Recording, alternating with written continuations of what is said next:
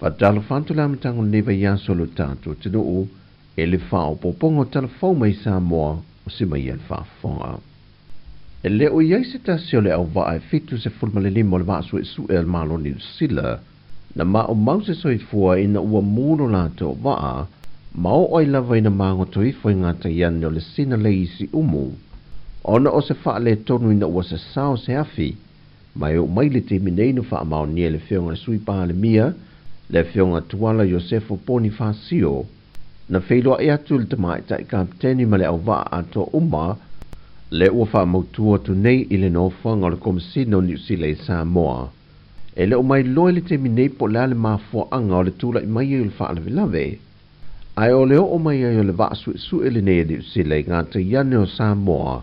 O le wha tino ina pe lava o su enga wha a wau e le mata i tuina leo o ni whainga e ono wha palasi pe te tau i nai ni pomu i ngā te iane o le nofanga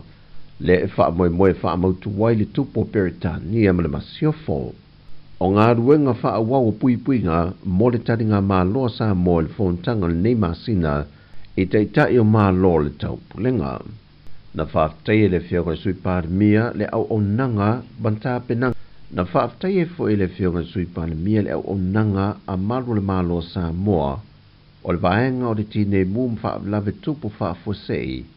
Ma le vaa o le pui ngā ngā te whale sa moa le vaenga le nā whanua tolu. Na tali wawe atu i le vaa au mai lea vaa su e New Zealand mō se la veai. Lea na mwhai o na wha sawina o mai le au vaa e au noa ma se wha le tono. Ua saudi le malo New Zealand e salato visoa swani wa le ngata i le au vaa ai o su enga. Ma se wha i unga o le a whai e le lato vaa le ua mangoto. Mai o le awa uli lava le aso sana tu ua e se vaalele le militeli a New Zealand le si tasi tol se fulu New Zealand mo Samoa. E au mai eini tangata wha apitoa tu mai manisi o mea whai ngā ruenga wha apitoa mo le ngā ruenga ini su enga o lo fia whai e le nei wha alawe lave. O le ave fo ile lato wha mua le pui ngole si o manga. Ia awa ne i eini a fianga o le tatou ngā te whale ma le si o manga wha le natura i le ono masaa i o le sua umai le vaa. Ai, o lo o ngā lulu e fo i le vaenga o wha avilavi wha fo se e iei leo,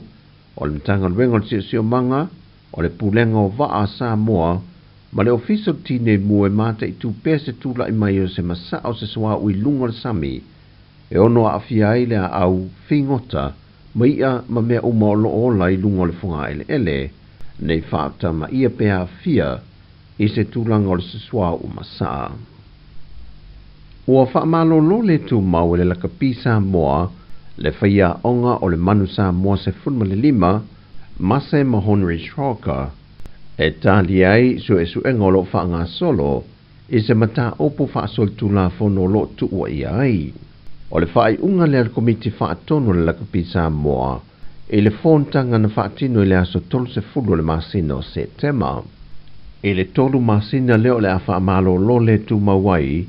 o lo maua pelo ni tutongi, ai e toe fono le komiti whaatonu i se teimi o luma, e toe ilo ai sa isi whaai unga.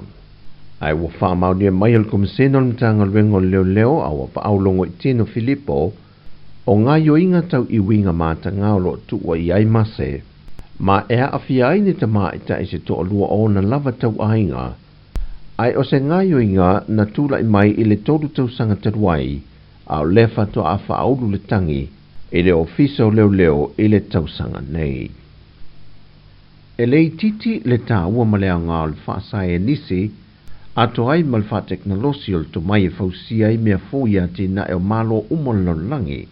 O le mafua anga leo le tino u ma fina e pele malo te tele, ina ia si itia tūlanga o le whaasai e nisi mal wha teknolosi,